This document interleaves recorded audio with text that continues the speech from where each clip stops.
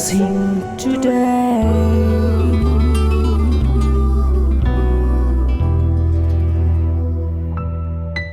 Blessing ടുഡേയിലേക്ക് സ്വാഗതം. ഇന്നത്തെ ഈ എപ്പിസോഡിലെ പ്രധാനപ്പെട്ട കാര്യങ്ങളിലേക്ക് പോകുന്നതിന് മുൻപായിട്ട് നമ്മുടെ സാമ്പത്തിക സഹാരികൾ എന്നുള്ളത്, ഇന്ന് 2 പേരുണ്ട് നമ്മുടെ സാമ്പത്തിക സഹാരികൾ. നമ്മൾ അവർക്ക് വേണ്ടി പ്രാർത്ഥിക്കാൻ പോവുകയാണ്. ആദ്യമേ തന്നെ തെലങ്കാനയിൽ നിന്ന് പേര് വെളിപ്പെടുത്താൻ ആഗ്രഹിക്കാത്തൊരു വ്യക്തിയാണ്. കണ്ണുകൾ അടച്ച് പ്രാർത്ഥിക്കാം. കർത്താവെ, ഞങ്ങൾ ഒരുമിച്ച് ചേർന്ന് പ്രാർത്ഥിക്കുന്നു.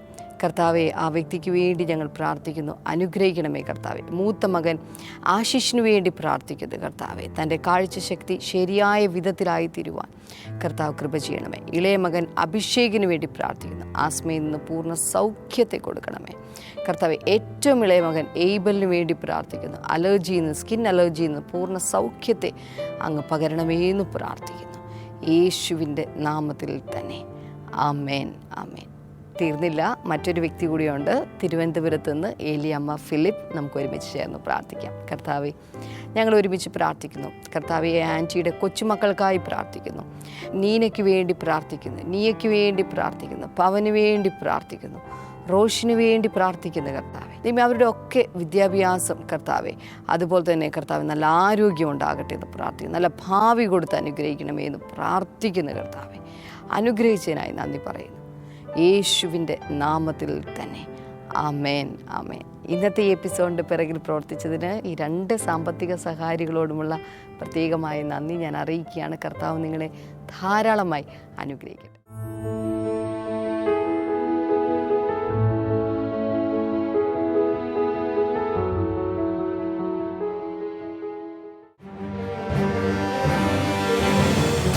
ബ്ലെസ്സിംഗ് ഫെസ്റ്റിവൽ കട്ടപ്പന ഫെബ്രുവരി 23 വ്യാഴം. സമയം രാവിലെ 10 മുതൽ 1 മണി വരെ. Town hall, Kattappana.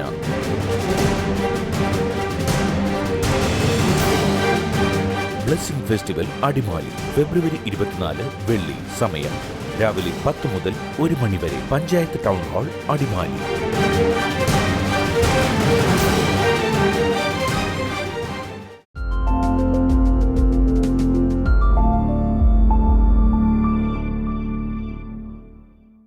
Today I'm going to speak about the Holy Spirit, but how He works in our lives. ഇന്ന് ഞാൻ പരിശുദ്ധാത്മാവിനെ കുറിച്ചാണ് പറയുന്നത്. എന്നാൽ പരിശുദ്ധാത്മാവ് നമ്മുടെ ജീവിതത്തിൽ എങ്ങനെ പ്രവർത്തിക്കുന്നു നമുക്ക് നോക്കാം. Let's open our Bibles to John chapter 7. നമുക്ക് ഒരുമിച്ച് യോഹന്നാന്റെ സുവിശേഷം 7-ാം അധ്യായത്തിലേക്ക് നമുക്ക് പോകാം. Verse number 37, 38, 39. 37, 38, 39.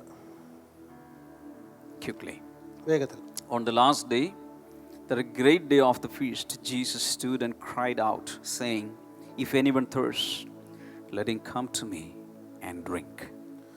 ഉത്സവത്തിന്റെ പ്രധാന ദിവസമായ ഒടുവിലത്തെ ദിവസം യേശു നിന്നുകൊണ്ട് ഇപ്രകാരം വിളിച്ചു പറഞ്ഞു, ദാഹിക്കുന്നവരെല്ലാം എൻ്റെ അടുക്കൽ വന്ന് കുടിക്കട്ടെ.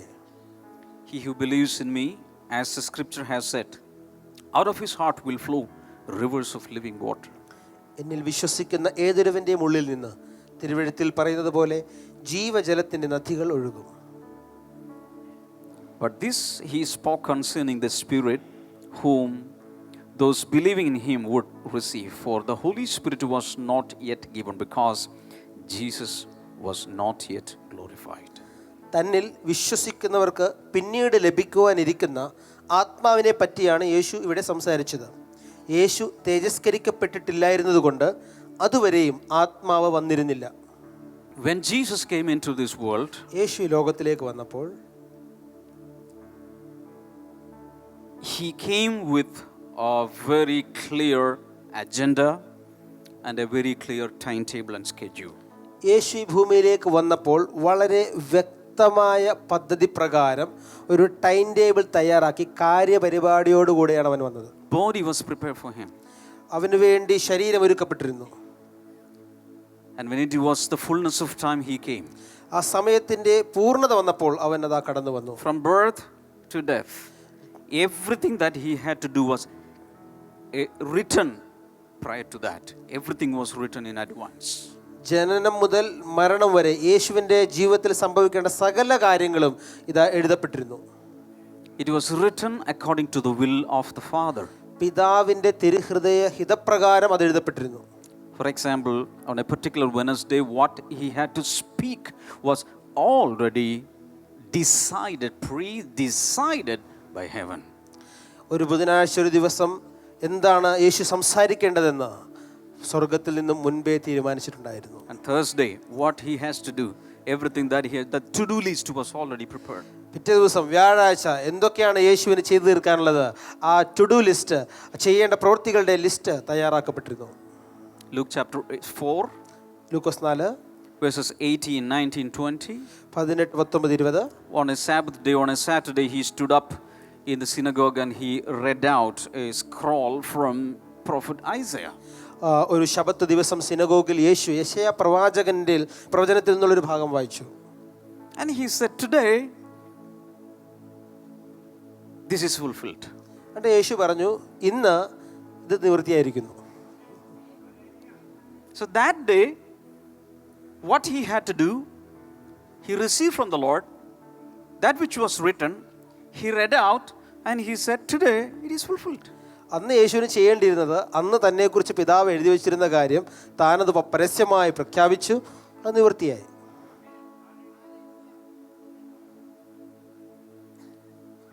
The day in which he had to be betrayed was already decided. The day and hour was already decided. യേശുവിനെ ഒറ്റിക്കൊടുക്കുന്ന രാത്രി, ആ സമയം എപ്രകാരമെന്നെല്ലാം മുൻകൂട്ടി നിശ്ചയിക്കപ്പെട്ടിരുന്നു. The day of crucifixion, he could not be crucified. And okay, today I feel like being crucified, let me go. No, it's not like that. The Father had already decided it. പിതാവ് യേശു ക്രൂശിക്കപ്പെടേണ്ട ദിവസം മുൻ നിശ്ചയിച്ചിരുന്നു. യേശു ഒരിക്കലും ഇന്ന് ക്രൂശിക്കപ്പെടാൻ പറ്റിയ ദിവസമാണ്, ക്രൂശിൽ കയറാം ചെയ്തില്ല. No, everything was written, everything was preordained, everything was fixed. The timing according to the calendar of the Father, the schedule, everything was pre-decided. സ്വർഗത്തിലെ പിതാവാം ദൈവത്താൽ കലണ്ടറിൽ സകല കാര്യങ്ങളും യേശുവിനെ സംബന്ധിച്ചത് മുൻകൂട്ടി നിശ്ചയിക്കപ്പെട്ടിരുന്നു, മുൻ നിർണയിച്ചിരുന്നു. John chapter 7, verse number 37. Yohannan 7:37. It says, on the last day, that great day of the feast, Jesus stood and cried out, saying, if anyone thirsts, let him come to me and drink. ഉത്സവത്തിന്റെ പ്രധാന ദിനമായ ഒടുവിലത്തെ ദിവസം യേശു നിന്നുകൊണ്ട് ഇപ്രകാരം വിളിച്ചു പറഞ്ഞു, ദാഹിക്കുന്നവരെല്ലാം എൻ്റെ അടുക്കൽ വന്ന് കുടിക്കട്ടെ. That was the day appointed for that announcement. ആ ദിവസമായിരുന്നു ഈ ഒരു പ്രഖ്യാപനത്തിന് വേണ്ടി നിശ്ചയിച്ചിരുന്ന ദിവസം. Verse number 38. First he said, if anyone thirsts, let him come to me and drink. ആദ്യം യേശു പറഞ്ഞു, ദാഹിക്കുന്നവരെല്ലാം എൻ്റെ അടുക്കൽ വന്ന് കുടിക്കട്ടെ. So this announcement is just for the thirsty people. അപ്പോൾ ഈ ഒരു പ്രഖ്യാപനം, അനൗൺസ്മെന്റ് ദാഹം ഉള്ളവർക്ക് മാത്രമുള്ളതാണ്. ഏതൊരു നദിയുടെയും തുടക്കം ഒരു കൊച്ചു ഉറവയിൽ നിന്നായിരിക്കും. ഒരു കൊച്ചുറവ, ഒട്ടു വീതിയൊന്നും കാണത്തില്ല, കൊച്ചുറവ. ആ ഒരു ഉറവയിൽ നിന്ന് തുടങ്ങി അത് പിന്നീട് ഒരു നദിയായിത്തീരുന്നു. ഇങ്ങനെ പല ഉറവയിൽ നിന്ന് ഉത്ഭവിക്കപ്പെട്ട നദികൾ പലതും കൂടിച്ചേർന്ന് ഒരു മഹാസാഗരമായിത്തീരുന്നു. ഇതാണ് നമുക്കറിയാവുന്ന കാര്യം. ഇതുപോലെ തന്നെ 6 വർഷങ്ങൾക്ക് മുമ്പ് ഒരു കൊച്ചു ഉറവയായിട്ട് തുടങ്ങിയ ഒരു ശുശ്രൂഷയാണ് ബ്ലെസ്സിങ് ടുഡേ TV പ്രോഗ്രാം എന്നുള്ളത്. ഇന്നിപ്പോൾ ബ്ലെസ്സിങ് ടുഡേക്ക് മറ്റ് പല മേഖലകൾ കൂടെയുണ്ട്. ഈ പല മേഖലകളിലും പ്രവർത്തിക്കുവാൻ വേണ്ടി സന്നദ്ധതയുള്ള പങ്കാളികളെ ഞങ്ങൾക്ക് ആവശ്യമുണ്ട്. പ്രാർത്ഥനയിൽ പ്രവർത്തിക്കുവാൻ, സാമ്പത്തികമായി പ്രവർത്തിക്കുവാൻ, ശാരീരികമായി പ്രവർത്തിക്കാൻ, മറ്റ് പല മേഖലകളിൽ പ്രവർത്തിക്കുവാനുള്ള വ്യക്തികളെ ഞങ്ങൾക്ക് ആവശ്യമുണ്ട്. നിങ്ങൾക്കതിന് സാധിക്കുമെങ്കിൽ, അതിനുള്ളൊരു മനസ്സ് നിങ്ങൾക്കുണ്ടെങ്കിൽ, നിങ്ങൾ ചെയ്യേണ്ട ഒരൊറ്റ കാര്യം, ഇപ്പോൾ സ്ക്രീനിൽ കാണുന്ന നമ്പറിലേക്ക് 0484422133 എന്ന് പറയുന്ന നമ്പറിലേക്ക് ഒരു മിസ്ഡ് കോൾ അയക്കുക. ഞങ്ങളുടെ ശുശ്രൂഷകന്മാർ നിങ്ങളുടെ നമ്പറിലേക്ക് തിരികെ വിളിക്കുന്നതായിരിക്കും. ആ സമയത്ത് ഏത് മേഖലയിലാണ് നിങ്ങൾക്ക് പ്രവർത്തിക്കാൻ സാധിക്കുന്നത് എന്നുള്ള അവരുമായിട്ട് പങ്കുവെക്കുക. ഈ വർഷങ്ങളിൽ നമുക്ക് ബ്ലെസ്സിങ് ടുഡേയോടൊപ്പം യേശു കർത്താവിന് വേണ്ടി വലിയ കാര്യങ്ങൾ ചെയ്യുവാൻ സാധിക്കട്ടെ എന്ന് ഞാൻ ആശംസിക്കുന്നു, പ്രാർത്ഥിക്കുന്നു. If you are full, if you are not thirsty, this is not for you. നിങ്ങൾ നിറഞ്ഞ് സമൃദ്ധിയോടെ ഇരിക്കുകയാണ്, വയറ് നിറഞ്ഞിരിക്കുകയാണെങ്കിൽ, ദാഹം ശമിച്ചിരിക്കുകയാണെങ്കിൽ നിങ്ങൾക്കുള്ളതല്ല. If you are not thirsty, even if I provide a gallon of water, you will not drink one drop. നിങ്ങൾ ഒരു ദാഹവും നിങ്ങൾക്കില്ല എങ്കിൽ ഞാൻ എത്ര ലിറ്റർ വെള്ളം നിങ്ങൾക്ക് തന്നാലും നിങ്ങൾ കുടിക്കുകയില്ല. But if you're thirsty, you will ask me for some more water, brother. നിങ്ങൾ ദാഹിച്ച് ഇരിക്കുന്ന ഒരു വ്യക്തിയാണെങ്കിൽ കുറച്ചും കൂടി താ ബ്രദറെ, കുറച്ചും കൂടി വെള്ളം താന്ന് പറയും. One more glass, please. ഒരു ഗ്ലാസ് വെള്ളം കൂടെ. One more glass, please. ഒരു ഗ്ലാസ് കൂടി. One more glass, please. ഒരു ഗ്ലാസ് കൂടെ. See, if you're thirsty, you'll demand. നിങ്ങൾ ദാഹമുള്ള വ്യക്തിയാണെങ്കിൽ നിങ്ങൾ ആവശ്യപ്പെടും. If you're thirsty, you will ask. നിങ്ങൾ ദാഹമുള്ളവരാണെങ്കിൽ നിങ്ങൾ ചോദിക്കും. So Jesus is saying on the last day of the feast, great feast, he's screaming out, he's crying out, if anyone is thirsty, come to me. ആ ഉത്സവത്തിന്റെ അവസാന ദിവസം യേശു ഉറക്കെ പറയുകയാണ്, ദാഹിക്കുന്നവരാരെങ്കിലും ഉണ്ടോ എൻ്റെ അടുക്കൽ വരിക. This is what I have heard. On the last day of the great feast, they would pour out water from the door of the temple so that lot of water will be flowing through the steps of the temple. ഞാൻ ഇപ്രകാരമാണ് കേട്ടിരിക്കുന്നത്, ഉത്സവത്തിന്റെ അവസാനത്തെ ദിവസം അവർ ദേവാലയത്തിന്റെ പടിവാതിൽക്കലൂടെ ഒത്തിരി വെള്ളം അവർ പകർന്നൊഴിച്ചുകൊണ്ടിരിക്കും. അപ്പോൾ ദേവാലയത്തിന്റെ പടികളിലൂടെ വെള്ളം ഒഴുകിക്കൊണ്ടിരിക്കും. This is according to what prophet Ezekiel had seen. ഇത് യെഹെസ്കേൽ പ്രവാചകൻ ദർശനം കണ്ടതിന്റെ I പ്രകാരമാണ്. think Ezekiel 47. ഞാൻ ചിന്തിക്കുന്നത് യെഹെസ്കേൽ He 47. saw from the throne of God there was starting a river. അവിടെ എഴുതിയിരിക്കുന്നു, ദൈവസിംഹാസനത്തിൽ നിന്നും ഒരു ഉറവ, ഒരു പുഴ പുറപ്പെട്ടു. I have heard like this, priests would bring in vessels of water and they would pour out water from the east, the steps in the eastern side. ഞാൻ ഇപ്രകാരമാണ് കേട്ടിരിക്കുന്നത്, കിഴക്ക് ഭാഗത്തു നിന്നുള്ള ദിശയിൽ നിന്നും ആ പടിവാതിൽക്കലൂടെ പുരോഹിതന്മാർ വലിയ പാത്രങ്ങളിൽ വെള്ളം കൊണ്ടുവന്ന് ആ പടിവാതിൽക്കലൂടെ ഒഴിച്ചുവിടും. That was something prophetic. അത് ഒരു പ്രവചനാത്മകമായ കാര്യമാണ്. On one side that was happening, the natural water was flowing. ഒരു സ്ഥലത്ത് സ്വാഭാവികമായ വെള്ളം ഒഴുകുന്നു. Jesus stood up here യേശു ഒരു സ്ഥലത്ത് നിൽക്കുന്നു. and he announced, if anyone is thirsty, come to me. അവിടെ നിന്ന് യേശു പറയുകയാണ്, ദാഹിക്കുന്ന ആരെങ്കിലും ഉണ്ടെങ്കിൽ എൻ്റെ അടുക്കൽ വരുവിൻ. This water is H2O, it will not quench your thirst. ഈ വെള്ളം H2O ആണ്, ഇത് നിങ്ങളുടെ ദാഹം ശമിപ്പിക്കുകയില്ല. But if anyone is thirsty, come to me. എന്നാൽ ദാഹിക്കുന്ന ആരെങ്കിലും ഉണ്ടെങ്കിൽ എൻ്റെ അടുക്കൽ വരിക. Hallelujah. So let's read on. നമുക്ക് വായിക്കാം. After that, verse number 38, we read, he who believes in me, as the scripture has said, out of his heart will flow rivers of living water. എന്നിൽ വിശ്വസിക്കുന്ന ഏതൊരുവന്റെയും ഉള്ളിൽ നിന്ന് തിരുവെഴുത്തിൽ പറയുന്നത് പോലെ ജീവജലത്തിന്റെ നദികൾ ഒഴുകും. Hallelujah. Hallelujah. So this is something else. ഇത് മറ്റൊരു കാര്യമാണ്. So this is some other thirst, not the natural thirst here. ഇത് മറ്റൊരു ദാഹമാണ്, നമ്മുടെ ശരീരത്തിലുള്ള ദാഹമല്ല. But 39, but this he spoke concerning the Spirit, whom those believing in him would receive. For the Holy Spirit was not yet given because Jesus was not yet glorified. തന്നിൽ വിശ്വസിക്കുന്നവർക്ക് പിന്നീട് ലഭിക്കുവാനിരിക്കുന്ന ആത്മാവിനെ പറ്റിയാണ് യേശു ഇവിടെ സംസാരിച്ചത്. യേശു തേജസ്കരിക്കപ്പെട്ടിട്ടില്ലായിരുന്നത് കൊണ്ട് അതുവരെയും ആത്മാവ് വന്നിരുന്നില്ല. So Jesus was announcing something that was to come. യേശു കർത്താവ് ഇവിടെ ഇതാ വരുവാനിരിക്കുന്ന ഒരു കാര്യത്തെക്കുറിച്ചാണ് പ്രഖ്യാപിച്ചത്. That day it would not happen. അന്നത്തെ ദിവസം അത് സംഭവിച്ചില്ല, But it was coming അത് വന്നുകൊണ്ടിരിക്കുകയായിരുന്നു. after his glorification, തന്റെ തേജസ്കരണത്തിന് ശേഷം, after his resurrection. തന്റെ പുനരുത്ഥാനത്തിന് But ശേഷം. he announced it. പക്ഷെ അവനത് പ്രഖ്യാപിച്ചു. Revelations 22, വെളിപ്പാട് പുസ്തകം 22 verse number 17. അതിന്റെ 17-ാമത്തെ വചനം. And the Spirit and the bride say, come. And let him who hears say, come. And let him who thirsts come. Whoever desires, let him take the water of life freely. വരിക എന്ന് ആത്മാവും മണവാട്ടിയും പറയുന്നു, കേൾക്കുന്നവനും വരിക എന്ന് പറയട്ടെ. ദാഹിക്കുന്നവൻ വരട്ടെ, ആഗ്രഹിക്കുന്നവൻ ജീവജലം സൗജന്യമായി വാങ്ങട്ടെ. Hallelujah. So something, this is a free offer. ഇതാ ഒരു സൗജന്യമായി നൽകുന്നൊരു കാര്യം. Hallelujah. Hallelujah. No cost at all. ഒരു വിലയും മുടക്കേണ്ട. So even when we come to the last book of the Bible, the Spirit and the bride, the bride of Christ, the church, the Spirit and church say, come, and let him who hears come. Let him who thirsts come. ഇവിടെ ബൈബിളിലെ അവസാന പുസ്തകത്തിൽ അവസാന അധ്യായത്തിൽ നമ്മൾ വായിക്കുകയാണ്, ആത്മാവ് മണവാട്ടി ക്രിസ്തുവിന്റെ സഭയാണ് പറയുകയാണ്, വരിക, കേൾക്കുന്നവനും വരിക എന്ന് പറയട്ടെ, ദാഹിക്കുന്നവൻ വരട്ടെ. Hallelujah. Hallelujah. Meaning the offer is still there. അതിൻ്റെ അർത്ഥം ഇതാണ്, ആ ഓഫർ, ആ സൗജന്യമായുള്ള offer ഇപ്പോഴുമുണ്ട്. Today, this Sunday morning, still the offer remains. ഇന്ന് ഈ ഞായറാഴ്ച രാവിലെയും കർത്താവിൻ്റെ offer ഇപ്പോഴുമുണ്ട്. If you say, I am not thirsty, this is not for you. ഇപ്പൊ നിങ്ങൾ പറയാണ് എനിക്ക് അങ്ങനെ ദാഹമൊന്നുമില്ല, അത് നിങ്ങൾക്കുള്ളതല്ല. But if you are thirsty, this is for you.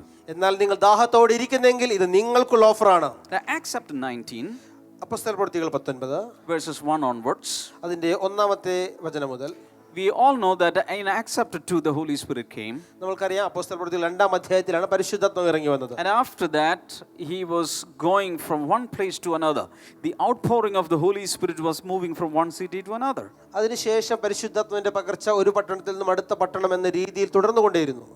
Hallelujah. Hallelujah. Now, at one particular day, it is coming to a particular city.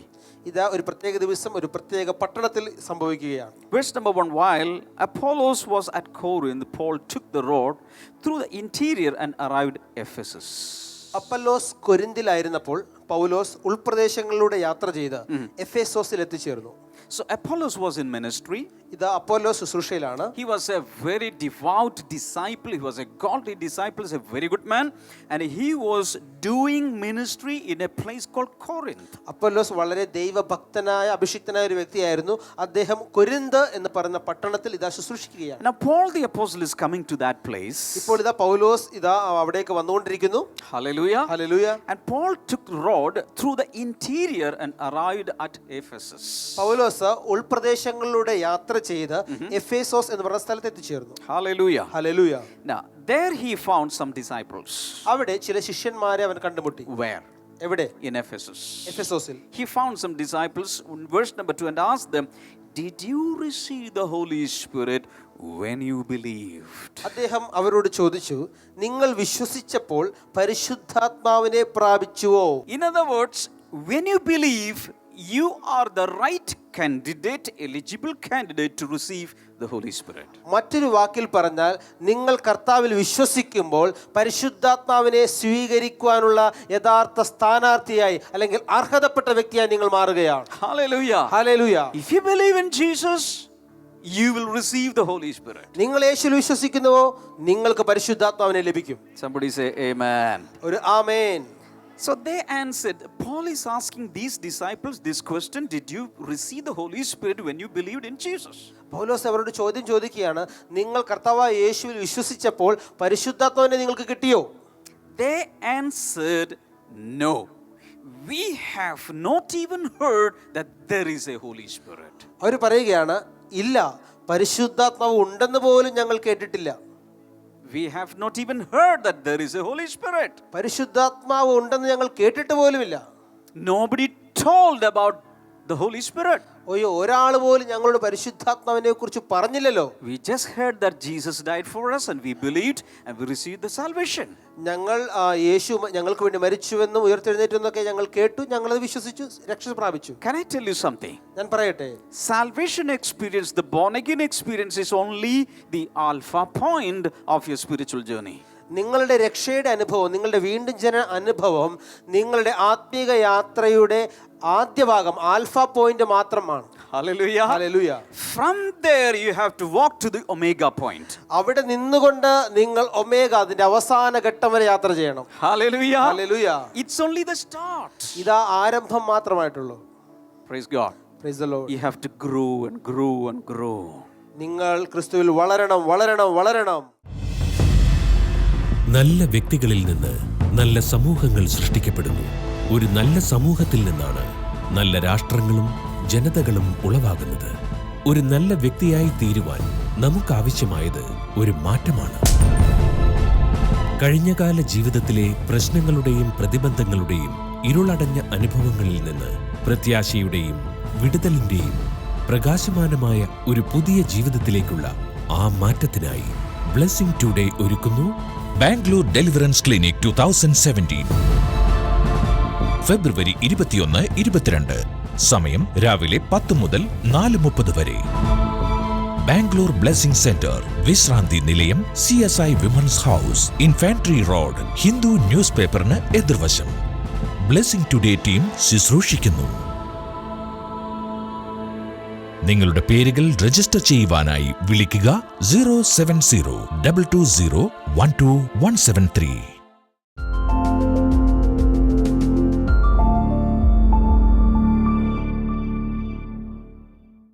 തനിക്ക് 21 വർഷമായി തൻ്റെ ശരീരത്തിൽ, തൻ്റെ തുടയിൽ പേശികൾ അകത്തേക്ക് വലിഞ്ഞു പോകുന്ന, അതായത് പറയുന്ന 21 വർഷങ്ങൾക്ക് മുമ്പ് തൻ്റെ മൂത്ത മകളെ ഡെലിവറിക്ക് ശേഷമാണ് തൻ്റെ പേശികൾ, മാംസം അകത്തേക്ക് ഇങ്ങനെ വലിഞ്ഞിരിക്കുന്ന ഒരു അവസ്ഥയിലായിരുന്നു.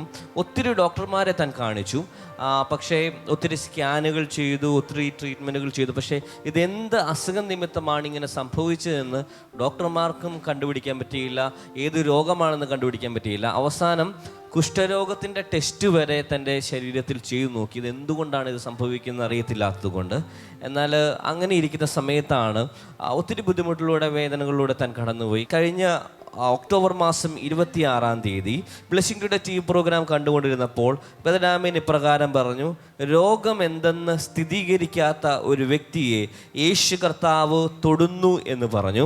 ആ സമയത്ത് തൻ്റെ 2 കാലിലും മാംസം ഉള്ളിലേക്ക് വലിഞ്ഞിരിക്കുന്ന അവസ്ഥയായിരുന്നു. പെട്ടെന്ന് തൻ്റെ കാലിൽ ഈ ഹാർട്ട് ബീറ്റ് അടിക്കുന്നത് പോലെ, എന്തൊരു പൾസ് ചെയ്യുന്നത് പോലെ ഒരു സെൻസേഷൻ തനിക്കുണ്ടായി.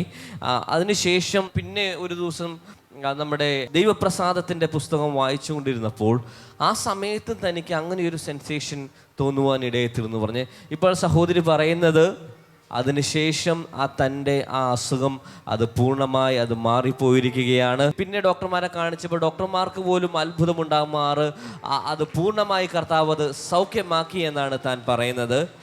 രണ്ടാമതായി തനിക്ക് ഉള്ള ഒരു അത്ഭുതം എന്ന് പറഞ്ഞാൽ തൻ്റെ മകൾക്കുള്ള അത്ഭുതമാണ്.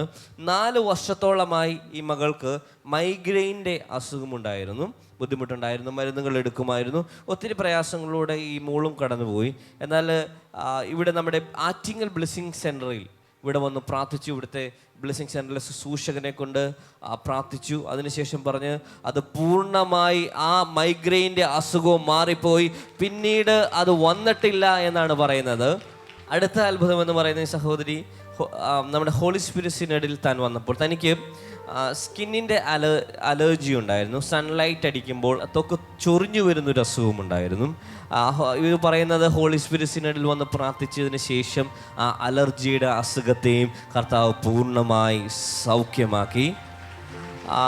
പിന്നെ ഏറ്റവും ലേറ്റസ്റ്റ് ആയിട്ട് നടന്ന ഒരു അത്ഭുതത്തെ പറ്റി താൻ പറയുന്നത്, കഴിഞ്ഞ ആഴ്ച നമ്മുടെ blessing today TV programme live കണ്ടുകൊണ്ടിരുന്നപ്പോൾ തൻ്റെ വീട്ടിലിരുന്നാണ് കണ്ടത്.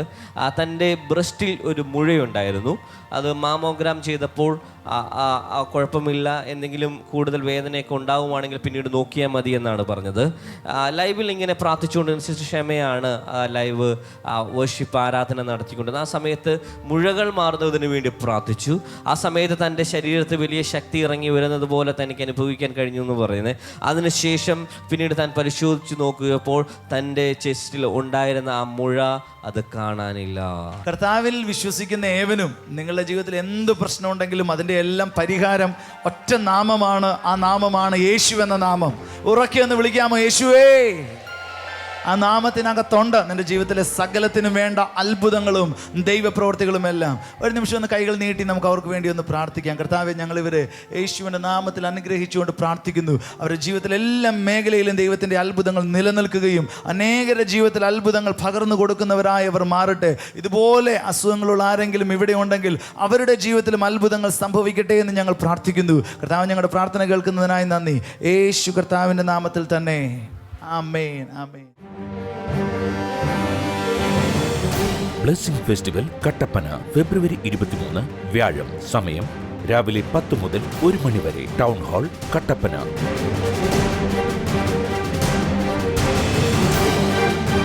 ബ്ലെസ്സിംഗ് ഫെസ്റ്റിവൽ അടിമാലി ഫെബ്രുവരി 24 വെള്ളി. സമയം രാവിലെ 10 മുതൽ 1 മണി വരെ. Panchayat town hall, Adimali.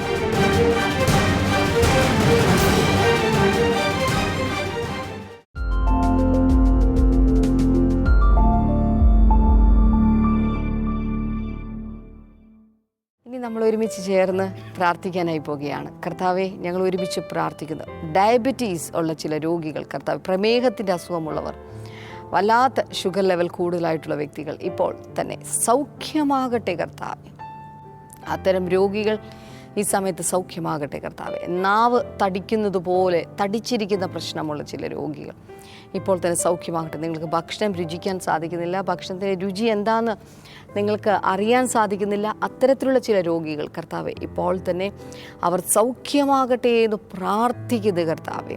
അതുപോലെ തന്നെ കാൽവിരലുകൾ മുറിച്ചു മാറ്റേണ്ടി വരും എന്ന് ഡോക്ടേഴ്സ് പറഞ്ഞിട്ടുള്ള ചില രോഗികൾ കർത്താവെ ഇപ്പോൾ തന്നെ സൗഖ്യമാകട്ടെ, അവരുടെ ഷുഗർ ലെവൽ നോർമലാകട്ടെ എന്ന് പ്രാർത്ഥിക്കുന്നു കർത്താവെ. അങ്ങനെ ഒരു ഓപ്പറേഷൻ വേണ്ട കർത്താവെ, അതിനെ അങ്ങ് ക്യാൻസൽ ചെയ്യണമേ എന്ന് പ്രാർത്ഥിക്കുന്നു കർത്താവെ. Thank you Jesus. അപ്പോൾ തന്നെ ചിലരുടെ ഞരമ്പുകൾക്കകത്ത് ചില പ്രശ്നങ്ങളുള്ള ചില രോഗികൾ കർത്താവെ ഈ സമയത്ത് സൗഖ്യമാകട്ടെ, അത്തരത്തിലുള്ള അസുഖങ്ങൾ ഈ സമയത്ത് മാറിപ്പോകട്ടെ എന്ന് പ്രാർത്ഥിക്കുന്നു. സ്മോൾ ഇൻറ്റസ്റ്റൈനകത്തുള്ള ചെറുകുടലിനകത്തുള്ള ചില പ്രത്യേകമായ രോഗങ്ങൾ ഈ സമയത്ത് അത് സൗഖ്യമാകട്ടെ കർത്താവെ. അത്ഭുതകരമായ വിടുതൽ കർത്താവെ അങ്ങ് കൽപ്പിച്ചതിനായി നന്ദി പറയുന്നു കർത്താവെ. അതുപോലെ കുടലിനകത്തുള്ള ക്യാൻസർ ഈ സമയത്ത് സൗഖ്യമാവുകയാണ് യേശുവിൻ്റെ നാമത്തിൽ. അത് സൗഖ്യമാകട്ടെ, അത്ഭുതകരമായ സൗഖ്യം കർത്താവെ അങ്ങനെ ചെയ്തതിനായി നന്ദി പറയുന്നു. കനത്ത തലവേദന അനുഭവിക്കുന്ന ചില വ്യക്തികൾ, എത്ര മരുന്ന് കഴിച്ചാലും നിങ്ങൾക്ക് തലവേദന മാറില്ല, അത്തരത്തിലുള്ള ചില ആളുകൾ കർത്താവ് ഇപ്പോൾ തന്നെ സൗഖ്യമാകട്ടെ എന്ന് പ്രാർത്ഥിക്കുന്നു കർത്താവ്. യാത്ര ചെയ്യാൻ ബുദ്ധിമുട്ട് അനുഭവിക്കുന്ന ചില വ്യക്തികൾ, യാത്ര ചെയ്യുമ്പോൾ നിങ്ങൾക്ക് തലചുറ്റും അല്ലെങ്കിൽ നിങ്ങൾക്ക് ഛർദ്ദിക്കും, അങ്ങനെയുള്ള അസുഖങ്ങളുള്ള ചില വ്യക്തികൾ ഇപ്പോൾ തന്നെ സൗഖ്യമാകട്ടെ എന്ന് പ്രാർത്ഥിക്കുന്നു. ട്രാൻസ്ഫറിന് വേണ്ടി പ്രാർത്ഥിച്ചുകൊണ്ട്, ജോലിയുടെ ട്രാൻസ്ഫറിന് വേണ്ടി പ്രാർത്ഥിച്ചുകൊണ്ടിരിക്കുന്ന ചിലർ കർത്താവ് അത്ഭുതകരമായ വിടുതൽ അവർക്കുണ്ടാകട്ടെ കർത്താവ്. ഏറ്റവും നല്ലൊരു പോസ്റ്റിലേക്ക് ഒരു ട്രാൻസ്ഫർ ഉണ്ടാകട്ടെ, ഏറ്റവും നല്ല സ്ഥലത്തേക്ക് ട്രാൻസ്ഫർ ഉണ്ടാകട്ടെ കർത്താവെ. അങ്ങനെ ചെയ്തതിനായി ഞങ്ങൾ ഒരുമിച്ച് നന്ദി പറയുന്നു യേശുവിൻ്റെ നാമത്തിൽ തന്നെ. ആമേൻ, ആമേൻ. ഇന്നത്തെ എപ്പിസോഡ് വീക്ഷിച്ചതിന് പ്രത്യേകമായ നന്ദി ബ്ലെസ്സിങ് ടുഡേയുടെ പേരിൽ ഞാൻ അറിയിക്കുകയാണ്. നാളത്തെ എപ്പിസോഡ് കാണാൻ മറക്കരുത്. നാളത്തെ എപ്പിസോഡിലൂടെ നമുക്ക് വീണ്ടും കാണാം.